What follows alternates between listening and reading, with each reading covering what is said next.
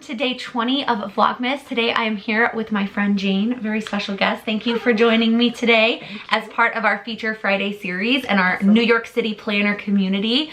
So many different amazing women that are part of this community. I mean, New York City is big, so like obviously there's a lot of options, but it's still fun to sit down with all of them. So I'm gonna kick it off the same way as the rest of them. What got you started with planning in the planner community or just in general? Oh my gosh, are we gonna like rewind all the way back? Yes, we did with Jen. We talked all the way back. Because I am an old lady. Oh, stop. So I actually did not start as an actual planner. I started more as a journal and a lister. Journaler and a lister. And I did it in a composition notebook. Oh, that's so cool. Because we moved a lot. I was a military brat. And so, you know, options were kind of not slim to none, but you know, we had to really make do with what we had. So composition notebook. It wasn't like I didn't, like my mother like didn't say you couldn't have a planner, but I just took it upon myself to list things down and have a notebook and journal in it and, you know, do those types of things. It was hard because every 3 years we would move.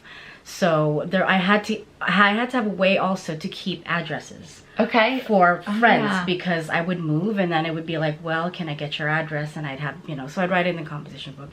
Do you still have all of those? I think I do, back in the old house. Okay. I think I do. Because that would be really cool to look back on. Yeah. And it wasn't till, I'm going to say maybe junior high or high school, that I actually started to put things in a planner. And I started with those pocket planners, which was only like the month in it. I don't know if that's at a glance or, but it was just, yeah, you could just fit, yeah, it's like a rectangular like planner. the smaller ones. Yeah, yeah. Just pop it in your bag, and I started, you know, that's how I started really starting to like plan things and put things with in, dates and with stuff. dates and stuff like that, yeah. And then it just, you know, eventually as I grew and became an adult, then I started, I think my very first planner was a Franklin Covey. Okay. So that's what I used back then. And then for a moment, I thought I might go digital, so I had a Palm Pilot. So there's that. That is awesome. I remember wanting a Palm Pilot so badly. Like, I would watch my stepmom use hers, and I was like, I want one of those so badly. Which, like, I've always been, a writer, like a paper person. So I don't know why I thought, like, I really wanted one. Because I probably would have not used it at all. No, absolutely. I did. And I liked it for a hot minute. And I was like, I have to go back to the pen and paper because, you know, this is not working for me. I also couldn't figure out how to swipe, and like there's a whole, you know, way to do the handwriting on a Palm Pilot, and I wasn't getting it. So I sold it and I went back to, you know, regular planner. Yeah. I got married, and, you know, I actually wasn't planning. I think most of my planning was on my phone.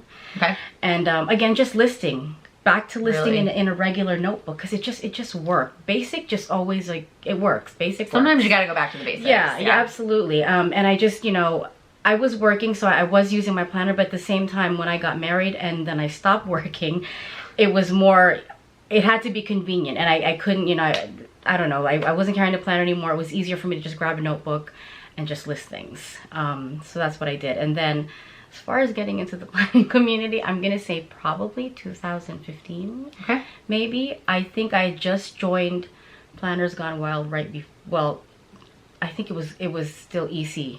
Fans Gone Wild? Fans Gone Wild. Right before the name switch. Yeah, before the name switch, and there were only like a few thousand. Oh my god, now that group is so huge. Only a few thousand, and then and so now we're like at what, tens of thousands now? I don't even know. It's a huge group, and I don't spend a whole lot of time in there anymore because it's just so big, and I can't keep up, and it's not the same vibe as it was when it was smaller, but and then I bought my first Erin Condren, I think the same year. Okay. I think I did, and for me at the time it was like it was a luxury like purchase for me. Yeah, they're not cheap. No, they weren't. And I was like, well, I don't know if I really need this because I'm a mom and I could really do with just a notebook like always.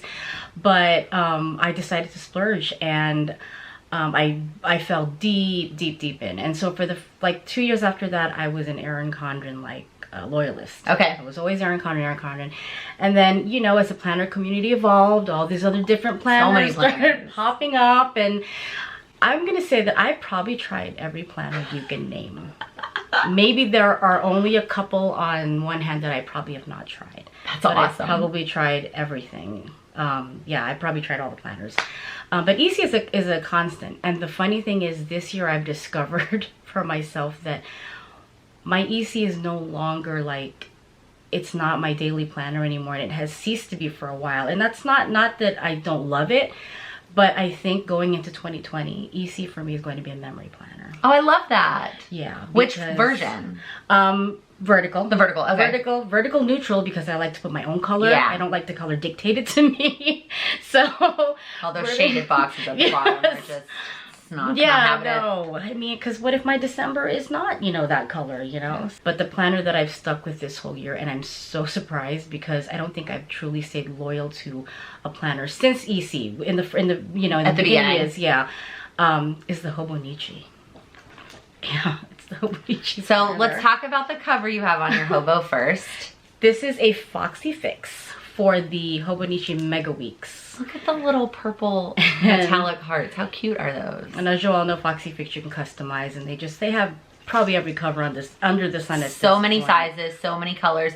This is so thick though. This beginning, is it just because there's pockets? I think because because I added the pockets, and because it was designed to hold the thicker Hobonichi. Because there's two types. There's one that's just a monthly with no note pages, and then the Mega is this one with note pages. Oh, so because it's holding the bigger one, it's a thicker. Yeah, it was like this leather piece at the front. It's just so thick. I was thick. Like way thicker than the back one. But I guess, the pockets and then the Hobo. Look at this. I love looking at used planners like this. Yeah, I'm so proud because it is used. Awesome. It's definitely used. Look at these little Once More with Love tabs. How cute are those little guys sticking out? Are these the months, I'm assuming? Those are the months, yes. Yeah, I've actually stayed consistent to it. It is up to date. I love that. So then do you set it up in advance? I do. I will do my setup either Saturday or Sunday for the week. Look at these layouts. Yeah. I'm loving these. This is so fun. My struggle with the weeks is the color of the paper. Yeah, it's this dusky yellow. Yeah, it's just kind of, I don't know, I don't like looking at it. I know, yeah. I mean, even when I take pictures, I cheat and I make it bright. Totally. So it looks like it's you white. can tell in the I think some people are like, did you get a different Hobonichi than I did? Because why are your pages white? Yeah. That was the lighting. I just fixed the lighting. Like, so we got that Prussian one at the Sugary Gal event, and like I love the paper in that one. I love the paper. I actually haven't set that up, but I want to try to mess with it. But I'm also like very wary of trying anything new now because I've been so consistent. Yeah, maybe not till 2020. Yeah, so I'm like afraid like if I try to stray, then I'm gonna mess up the whole flow I have already going with this. Yeah. Actually, in the back, I want to show you because I'm pretty proud of this. Oh my god. I've been practicing lettering. Oh my god, so fun. In the back. So look at all this.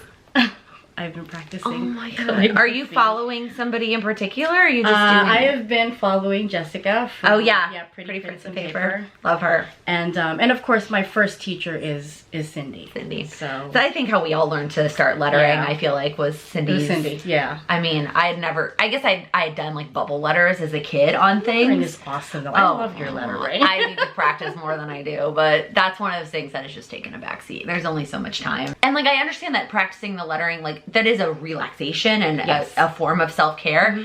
And it is for me too, but it just has become like not as a high of a priority for me. Yeah, there's only so many hours in the day. Yeah. You gotta pick and choose what you spend your time on. I'm sure you have 2 kids, so I'm sure trying to spend your time on things is...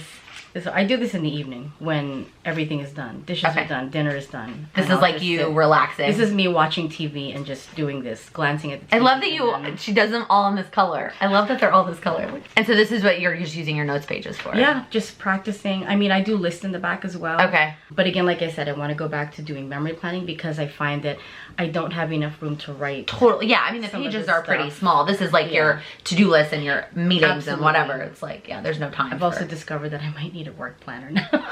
Well, a shop planner. A shop, yeah. What a great transition. Look at that. That was a great transition. Because I was planning to ask you about your shop. So you started your shop maybe a year?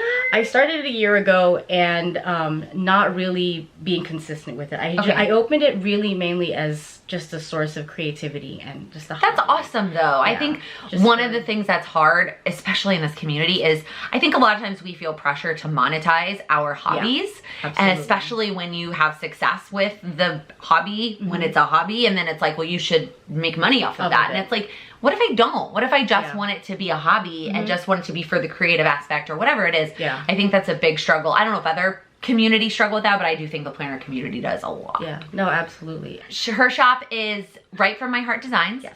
and she creates charms, Yes. bookmarks, and planner clips and all the things that have little charms on them, and they're so cute. They're basically accessories for your planner. Yeah. You know, the planner decor or whatever it is. And it started with me just making them on the fly. I had no shop. I was just making them for friends or whatever. And then in a room in Brooklyn, I'm gonna say in Jen's office, she has an awesome space which we used, and we got together and we were just, you know, just crafting and planning and talking, and I was making them there, and there were 4 of us, and they're like, why don't you should probably open a shop. And so we even some names were spit out, and I was like, okay, yeah, maybe I should. And so I did. I opened shop, and you know, I made a few, posted them, you know, had some success with selling them, which was cool. And you know, my first customers were my friends, and I'm, you know, extremely grateful because they all gave me that push. They were like, yes, you can do this, is going to be awesome. So I sold a few. I actually, even in my second month, I was a vendor in a small Bronx planner event. Oh, that's so cool. Yeah. And I didn't know what I was doing. I just brought everything.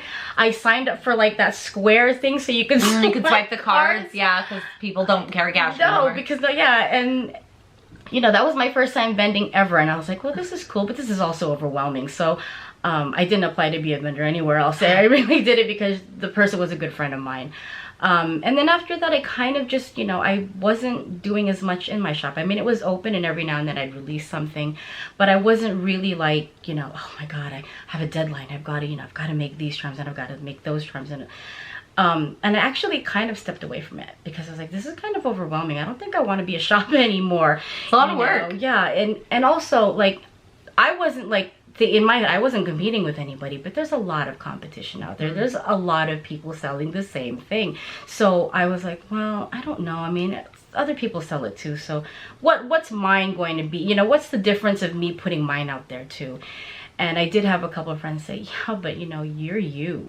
You know, you're not anybody else, and if, you know, you bring something different to the table, and that's how you have to think about it. And I did, and I was like, you know what, you're right. I think I do have something unique, and you know, so I'm gonna keep making them. And you know, I think if you stick with a mindset of like, I'm doing this because I want to and it's fun. Yep. Everything just like kind of falls into place. Yeah. And it did, and I actually started reaching out to other shop owners. I'm like, hey, do you want to trade maybe shop credit? Do you want to swap samplers maybe, or something like that? And eventually I, you know, decided like, hey, you know what the hell, I'm gonna sponsor a table too. But even before you sponsor a table, I want to rewind a second. You donated to Go Wild swag, I did, which that's a huge undertaking. Like that's a lot. And Go Wild does offer the option to do like half or even quarter swag now, I think they do. I actually did partial swag because I wasn't completely sure I could take the capacity. I think it was 1,500 is the total number of that you're supposed to. Well, the thing is, I wasn't able to go Wild this past year, and I was completely bummed about it. Like, you know, but I'm not, unfortunately, but I was gonna say, what did you do instead? Went to Disney World. Took your kids to Disney World, and it was probably like the best. So I had to make a decision. I had to be, you know, an adult.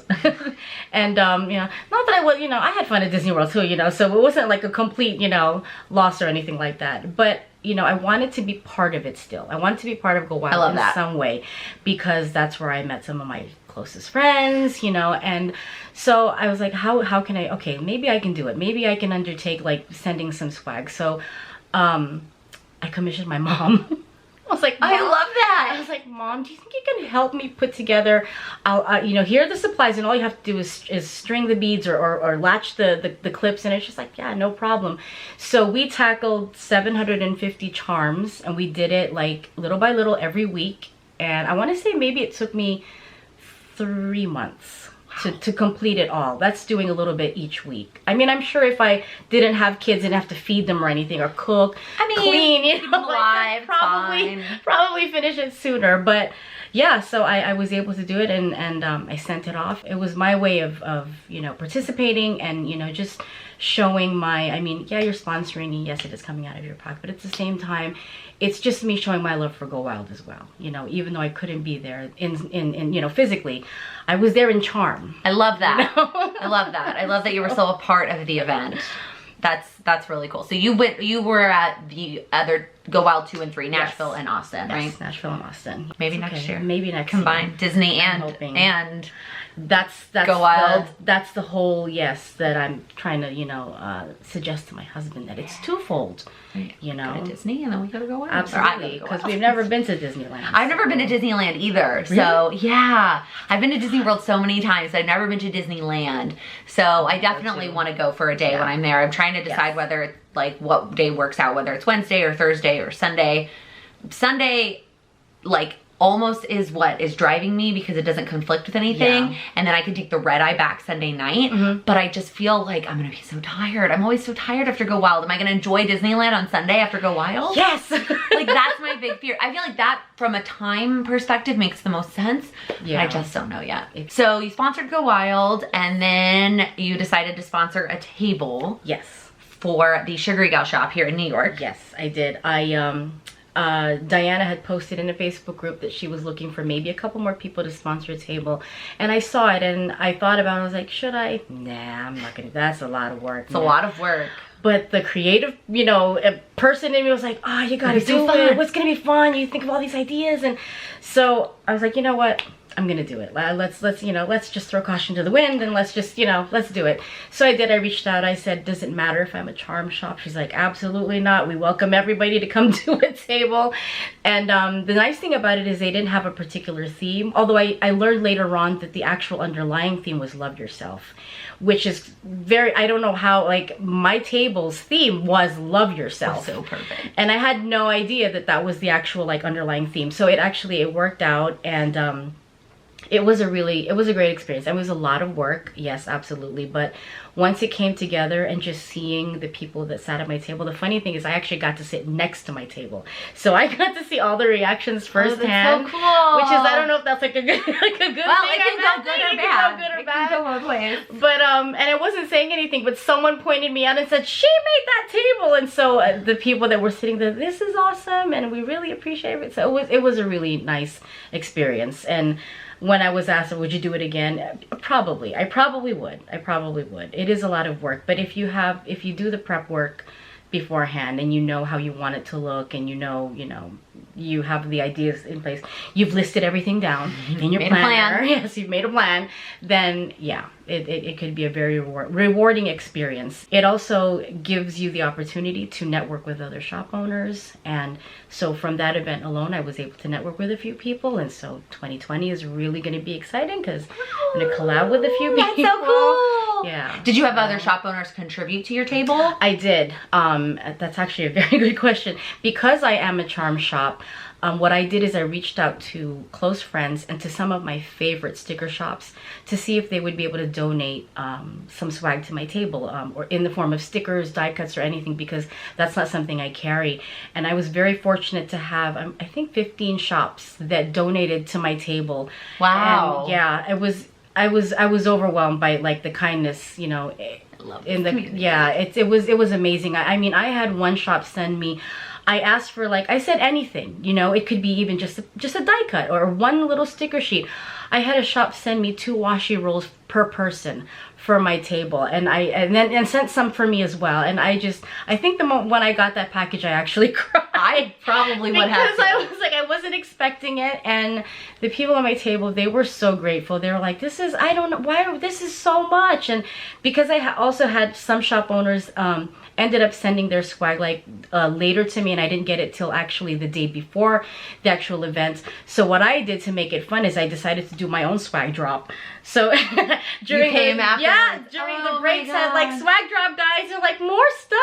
That's so fun. So it wasn't in their actual, you know, in their package, but then it felt like they were getting even more stuff, which they were, you know, technically. That's such a cute idea. Yeah, I was like, swag drop, guys. They're like, again, oh my goodness, where's this coming from? Oh my god, that's so fun. So yeah, but it was a great experience. It was really good. How did you come up with the theme, the Love Yourself theme?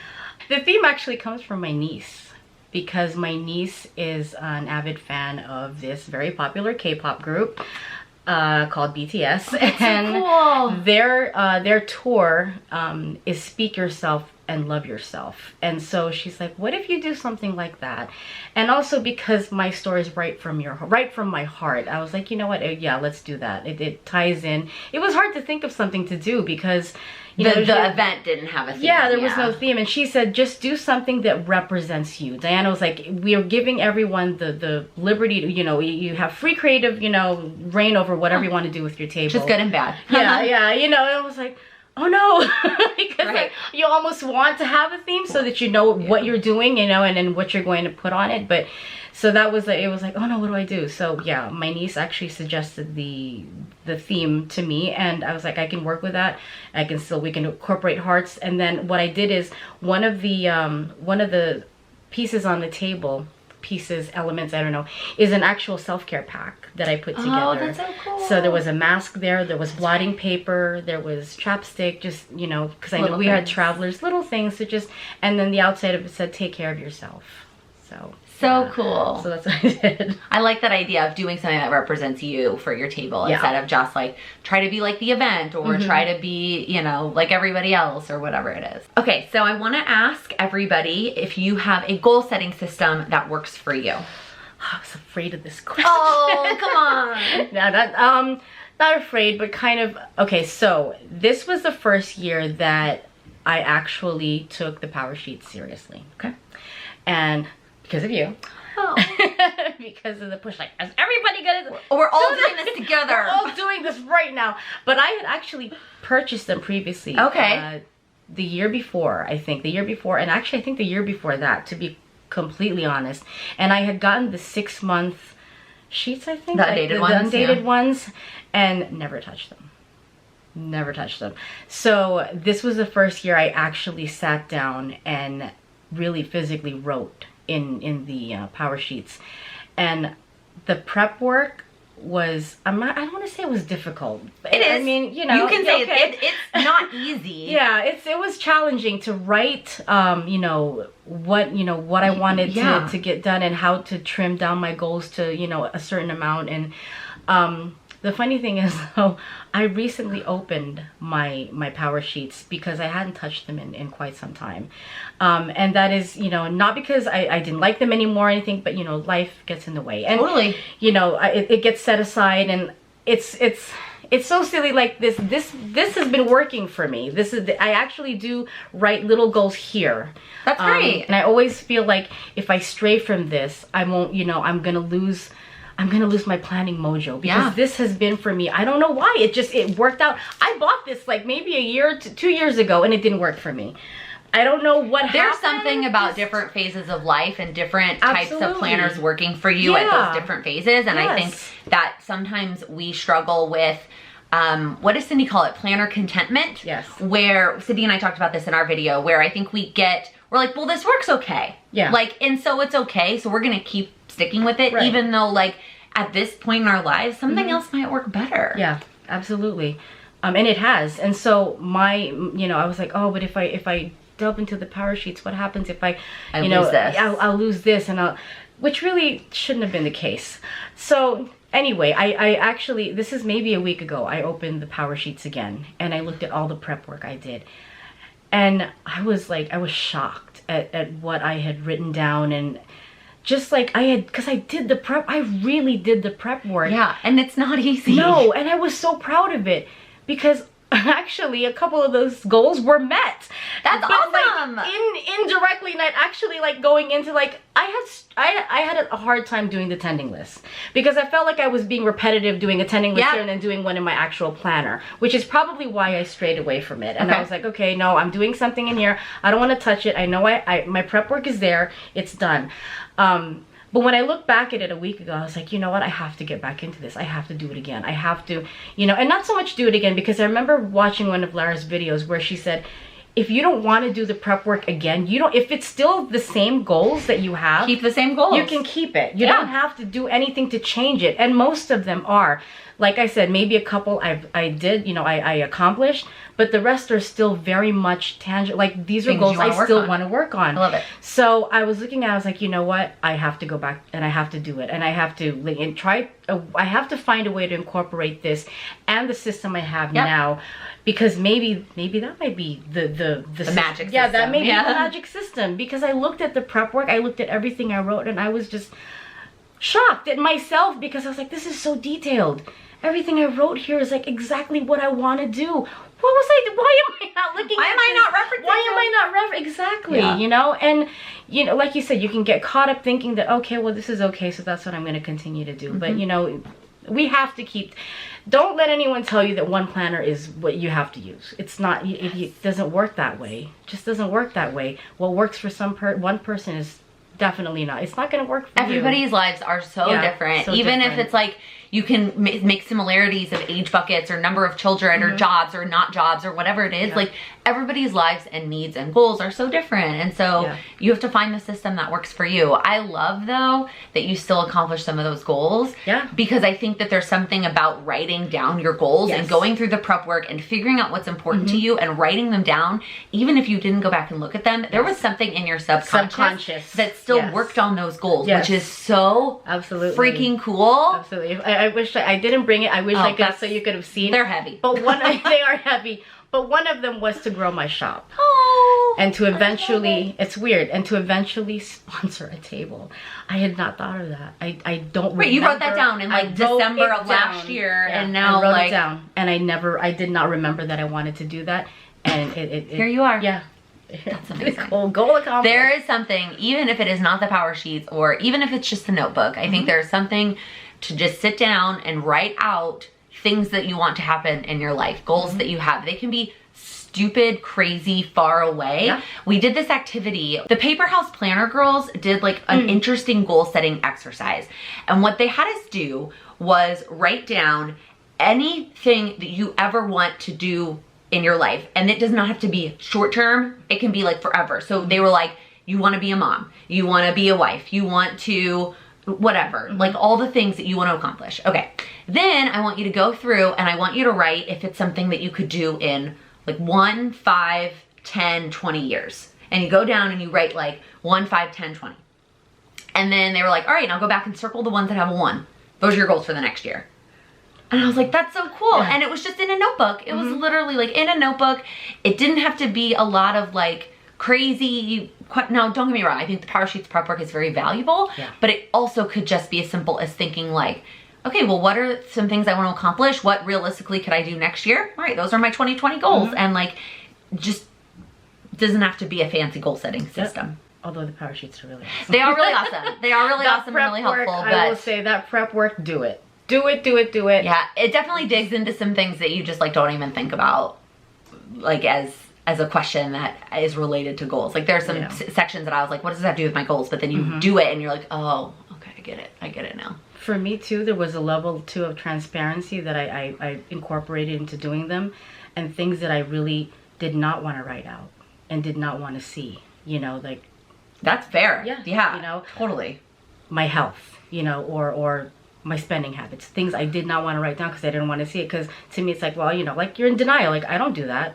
But yeah, I do. So writing them and looking at them and seeing them, I mean, it's although those are things that you probably don't want to see, you don't want to look at, and you want to just forget and pretend that they don't, you know, matter. For me, that was very, you know, it was eye-opening. Yeah. To be able to do that. And like, because when I did the prep work, I was like, I have to be honest, because if I'm not honest, writing in the, you know, in those sheets, it's not going to work. Yeah. It just isn't. You have to be honest about what you want to accomplish. And like you said, no matter how small it is. I think one of the smallest goals I put was put on a little makeup every day. I love that. I did that one of the monthly ones too. Like, actually get ready. Yeah. Don't don't phone it in because it makes you feel better. Right. Because I mean, I'm a stay-at-home mom. It's like, so well, who am I getting dressed for? Yeah, but you know what? You have to. You know, you have to get up in the morning and yeah, so what, you know, I mean, date your husband, you know. So, Yeah, you know, you've got. They say that all the time. Yeah, date your spouse and like get ready for yourself. Or you don't go to the grocery store and you're like, oh, I hope I don't run into anybody. Like you're okay if you run into somebody because you feel good about the way that you look. And it's as simple as putting on even chapstick and maybe a little mascara. Yeah. Mascara does wonders. Yeah. Yeah, so that's like probably one of the smallest goals. I love that. But yeah. But they can definitely be small goals. It doesn't have to be huge, big, lofty. I think that was one of my struggles too going into it, is I thought that all the goals I had to write down had to be like, worldly, they have to be like super, really life-changing. But the truth is, those little changes are life-changing when they add up over time. Yes. Like, it doesn't feel like just doing this one thing like once a week is going to make that big of a difference, but it does when they add up. All right, I have one last question for you. Okay. It is Vlogmas, so what is your favorite thing about the holidays? Everything. Because I'm a Christmas baby. Oh, you are? That's right. I mean, I'm not quite a Christmas baby, but close enough. Close enough. Yeah. The 23rd is my birthday. Today, when this airs, the 20th is my husband's birthday. Oh, that's so cool. Yeah. So, and then my father was the 7th. My mom is the 17th. Holy birthdays, man. That is a lot. My father-in-law's the 15th. So yeah, December's a big deal in our family and extended family. But I love Christmas time. I love the holidays, and probably one of my favorite things about it is passing traditions to my kids. I love that.